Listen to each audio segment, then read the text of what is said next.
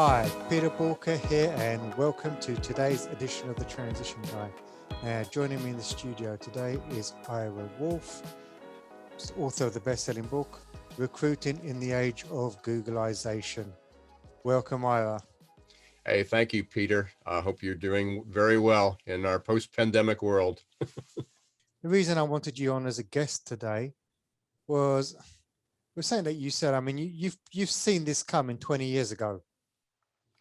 Yes, in 1999, I gave a keynote presentation to a regional chamber of commerce, business chamber of commerce, and I talked about the perfect labor storm. For those of you who might have remember the book or the movie, The Perfect Storm, with George Clooney, there were these multiple storms that were all incidental that just all collided at the same time off the coast of New England. And it created the largest tidal waves in history, and some certainly maybe the beginning of climate change, our first instance of what climate change was going to look like. And it reminded me of everything that we talked about at that time. People were talking about all the Gen X. These young people don't have the right work ethics. That's why we can't find people. And we're starting to talk about technology. Certainly, we're much more advanced now, or progressed a lot. I won't say advanced, but we progressed a lot. The internet was just starting to come into being. That was the .com boom. The economy was booming. So we still had geopolitical tensions. We had what they describe as VUCA, volatile, uncertain, complex, and ambiguous was the business environment.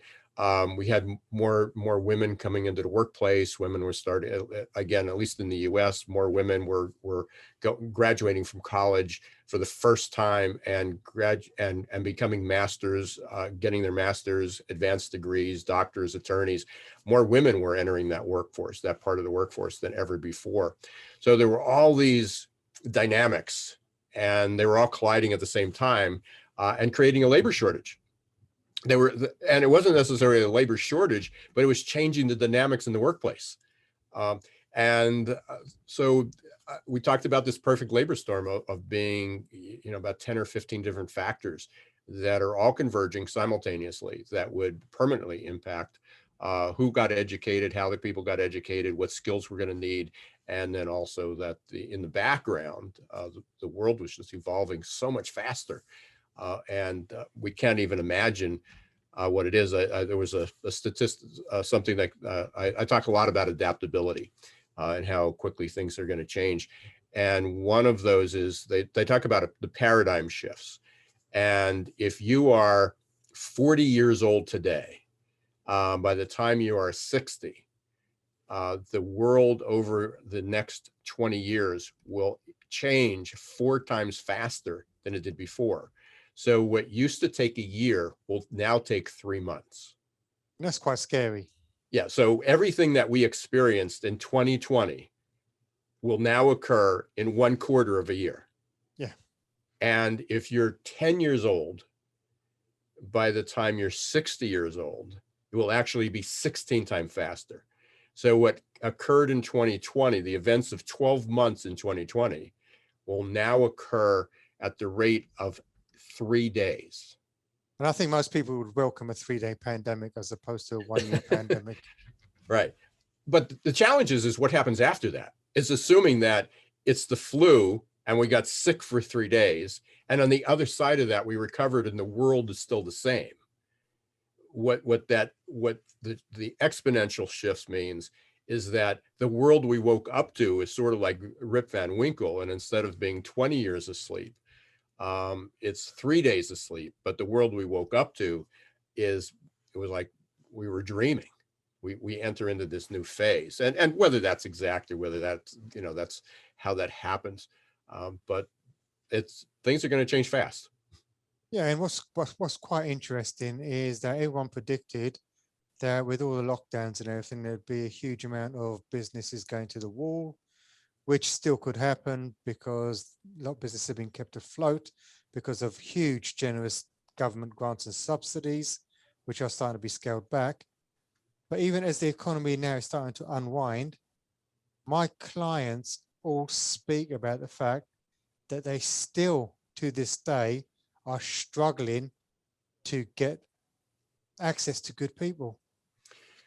That's exactly right, Peter. And as you and I were talking right before the show, I mean, I can talk pretty well about the U.S. and Canada, or U.S. mostly. Canada's our neighbor, but you were sharing that the UK is experiencing the same problem. A lot of places in the EU, some countries are doing it, and we anticipated this just because their birth rates have been declining for years. So Italy, Japan, Spain, so there's many countries on that order have been changing. But you're absolutely right. So even though the pandemic is easing and people are more vaccinated or just ignoring the rules and going out and doing whatever they want, so we're tend to be going toward, hate to use that word, but that normal. But with that is a lot of companies have not improved their recruitment process. They have not changed the way that they hire. And again, they couldn't afford to lose people. And now people are making different decisions. So if even 10 or 20% of the workforce decides they're not going back to work, they liked working remotely. They didn't want to go back to that boss that they hated. Or that the roles have changed between the husband and wife, or partners for that matter. Yet that, hey, we're willing to go back hybrid, but so we're going to go to work 3 days a week, but we're going to alternate those days. So one spouse goes Monday, Wednesday, Friday, the other one goes Tuesday, Thursday, and then they switch the following week, and they go, hey, that's how we're going to do it. And the employer says, no, we want you here. We want you here Monday, Tuesday, and Wednesday. They go, well, I don't have childcare on Tuesday. I mean, there's so many variations that are going to happen that organizations haven't figured out yet. And we already had, it's not only, if you're talking about bodies, hiring warm bodies, that's one thing. There's a lot of people out there, but now we talk about the people with the right attitudes and the right skills. And there is a huge skill gap, and we learned that last year. How many people struggled, not because they couldn't work from home, physically they could do that, but because they didn't have the digital skills to be able to do that, or they're completely uncomfortable with it. They weren't comfortable doing a Zoom call. They weren't comfortable using video. And some people just didn't have the resources to do it. They didn't have the bandwidth. All of a sudden you had, 2 adults and 2 kids working from home on a low bandwidth, or they live in an area where they didn't have that bandwidth. So there was a whole lot of complications, but everything we just talked about is the new normal. We're not rolling the clock back and going back to, oh, thank goodness we don't have to have any more Zoom calls, because even people that are showing up at work are finding that they're on Zoom calls. So they're commuting to work, they're going to the office, and someone they need to speak to is not there, or their client says, no, we're not traveling in, and we don't want you coming to our place anymore. I mean, you won't believe that there was this one company got everyone into the office, all into separate rooms, and then they all joined a meeting via Zoom. Go figure. I mean, come on. Yeah. What's that about? No, you're right. So we talk a lot. I mean, we can talk about the technical skills. We can talk about coding and functional skills and healthcare skills and what accounting skills, sales skills, leadership skills. So those are all functional skills, and those can be taught. And there's definitely a shortage of that. But we talk about some other basic skills. I've invested a lot of time. One of my passion projects has been about change. My TED Talk a few years ago was about change. It was about VUCA. And that's evolved. And we talk about adaptability. And there's 5 abilities that drive people's ability to get in the flow, to deal with being productive in an era of perpetual uncertainty. And human beings, just as human beings, we're sort of addicted to this certainty. We want to know, what does the new normal look like, so we can be prepared, so we know what to expect.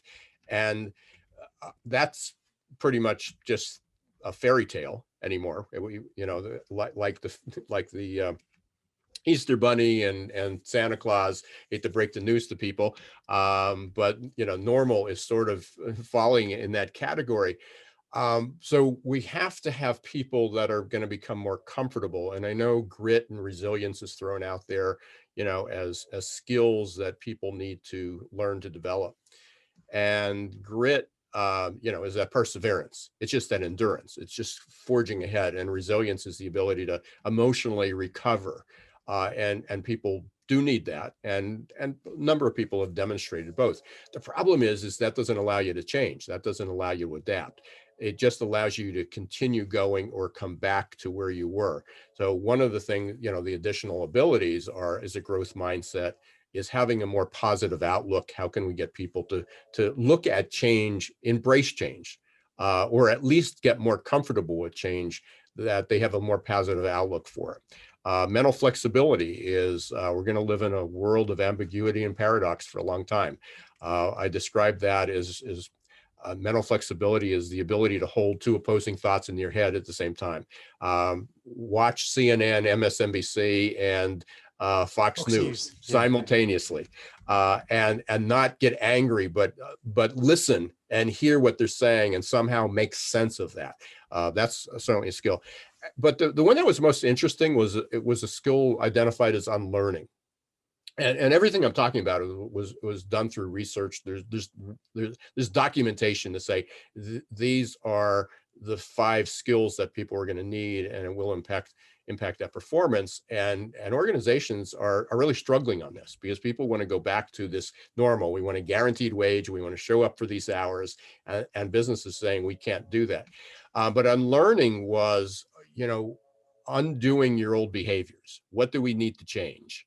What do it's almost like defragging your brain, like Yeah. defragging your hard drive. You collect all these temporary files, all this information that clutters it up, and then we have to unlearn the way we do it, as well as learn new things. Uh, and so those are abilities, those are skills that are just, incredibly challenging to find, in addition to just people that are educated, you know, have those basic education skills. So how do organizations unlearn the way they recruit and change the way they recruit going forward? Yeah. Well, one is, it's like anything else. It's a recognition that what we're doing isn't working anymore. Just working harder. Let's pour more money into sponsored ads. Indeed's not working with us. Let's go to ZipRecruiter. There's got to be another job board out there. Part of it is changing not just the software, not just saying, I just went to a conference and I heard that we should have chat or we should use text. People build these HR tech stacks that are like Jenga towers, if you're familiar with the Right. game Jenga. And they keep stacking it on, you pull one out and you stick it on the top and hope it doesn't collapse. And many companies are literally collapsing. But it really, the biggest change is that recruitment is marketing. And companies have done a horrible job at that in the past. They've offered paychecks, they've offered benefits, they dangled the carrot in front of everybody, but they really haven't changed the way that they reach people. They haven't made a compelling story of why you should work for me here versus somewhere else. Maybe it's just that you're a good guy. It's a good culture. You have a purpose. There's a mission behind that. That you have, there's opportunities for growth. Maybe it's as simple as just flexibility. You can either work from home, from Dunkin', for the organization like Dunkin' Donuts that has to close early, or the 24-hour diner that's around my walking distance from where we live, that now can't be open 24 hours a day, 7 days a week because they can't find enough people. They can't call it in. They can't do that remote. But what else can they do? How can they change their business model? How can they change their approach? There is another way that they could be open and provide services 24 hours, but maybe it wouldn't be dine-in. What are the other ways that people can do that? But what's the story? I mean, you have to have a story because people have choices. They can, certainly we can talk about the government stimulation, the government support, but that's eventually going to go away. But even before that, when I wrote about my book, Perfect Labor Storm, 20 years ago, we didn't have government support. We had the True. same problem, and there was nobody paying people to stay home and not do the work. So now we're 20 years later, and people forget about that. So you need to use technology. Very simple things. We don't have enough time today, but when I do my workshops and presentations, and some of this is outlined in the book. Some of it's been additional work that we've identified because things change fast. One of the things is simply not having what's the notorious HR black hole. If someone applies, you need to respond to them. You need to let them know what the course, even if your process, which is way too long, takes a month or 2 months or 3 months to arrange all the interviews and you get all the hiring managers on board, and you need to let the candidate know that up front, that here's what our process looks like. You'll hear, thanks for applying. We hope to get back to you in 3 days for our first interview. If you pass through that, there's a second interview. Let them know what the process looks like. How long is it going to take? What's involved? Even some companies are helping people prepare for that. If they have a candidate that meets your minimum, your qualifications, help them succeed in that. And what's interesting with what you've said there, they could take up to 2 months. I honestly believe that as you go into a growth economy, growth favors speed. And I don't think companies can afford to wait 2 months anymore to move people through. Yeah, I'm not saying that was the standard. I'm saying if it does, but I don't know how you with can many compete. companies. It is. By the time you've got the first interview done, you've interviewed your other candidates, you're then setting up the second interview. By the time you've gone through all those hoops, it could take 2 months. Plus, very often, great candidates have got a notice period they have to serve. Before you know it, could be 6 months before you've actually hired that person. Even beyond that, people, because we are in a skilled labor shortage, there is a skills gap. So there's a shortage, not a few bodies. And we're not going to be able to educate people that don't have the gap, or train people or reskill people that have the gap in short periods of time in many of the industries. People that have the skills, the top talent has choices. And by the time you get through that 2 months or even 30 days, they may have another job offer, or circumstances have changed. So people need to move much more swiftly. But the number one, the two complaints, I follow a lot of the work that the Talent Board does. People can look, you can download their research for free. It's at talentboard.org. And they look at the candidate experience, and they say, once somebody applies to your company, to your organization, what are the reasons that candidates actually, it's not just dissatisfied, but it's a disappointing process. 99% of candidates don't get hired. Is you have one opening and a lot of people apply, and about 99% of candidates don't get hired. But that doesn't mean you can turn them into enemies. What's the resentment rate?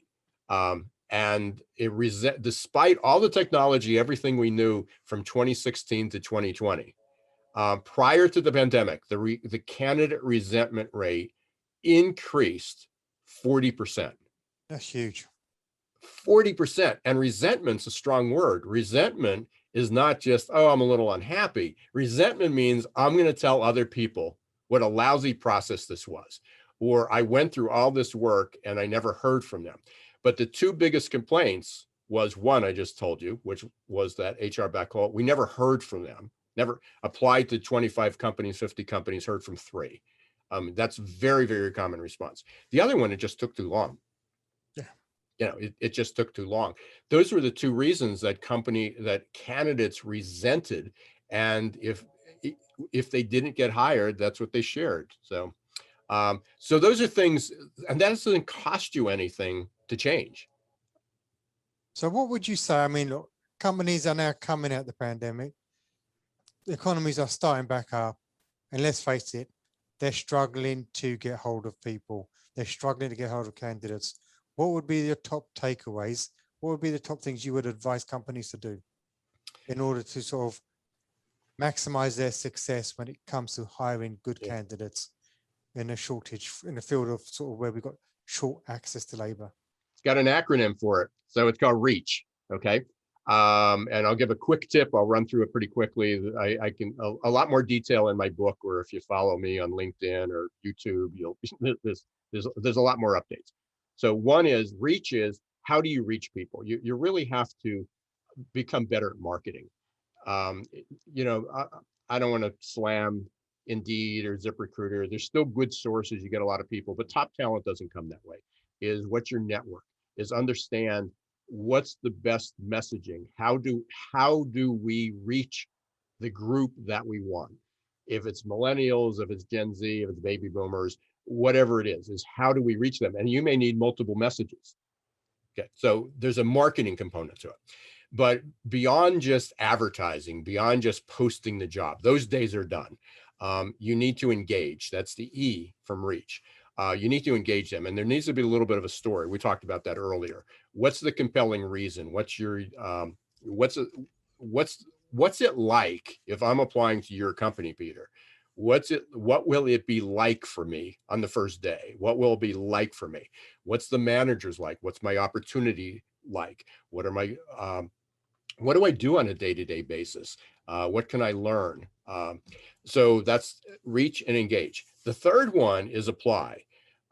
Most companies that we can track, and some are our clients, some are just prospects that give us some of the data, is the applications are really horrible. We're using the same process that many companies are using, exactly the same process of, of, of hiring that application that they did in the 1960s and 70s. That's stupid. And they ask first name, last name, street address. First of all, as soon as you ask your first name and last name, you've introduced bias into the environment. So I know your gender, may know your ethnicity, may know your race. So a whole lot of challenges, but there's too many fields. So in today's world, you really need to have a screening application, almost a two-stage application. I recommend that the application has maybe 5 questions. What are those qualifying questions? Do you have to be over 18 years old? Do you have to have a visa to work in the UK or the US? Do you have reliable transportation? If it's required, do you have a 4-year degree? Are you licensed in the state? Are you able to work weekends? Are you able to work evenings? Whatever the absolute minimum, if they say no to this question, they're not a good candidate for us right now. So part of it is the applications should be narrowed down. Forget the name, forget the address right up front. Is, can you do this? Do you have the qualifications? Do you have the ability? Are you reliable? Are you going to show up? And you ask those 4 or 5 questions, and that can be done through a chat, can be done through text, can be done through screening. And that could be your initial application. And then you do need some way to identify them, to reach out to them. So either a text, a phone number, or an email address. Even emails can introduce bias. But you don't need to collect 150 fields of information that most companies never use. And which introduces a whole other area into GDPR. Why are you collecting all this information that you don't actually you don't need initially to make the decision? And then if they do pass through those 5 questions or 6 questions, you can now it's required. Now you have to go in and get the rest of the information, but initially you don't. The candidate abandonment rate, number of people who start applications to and just quit in the middle, is as high as 90% in companies. The average is 50%. So even though you're marketing that reach and engagement's good, 50% of the people say, I'm interested in buying, I'm interested in applying, but this is the crazy, I'm not going through this application because I may not never hear from you, and I have other choices.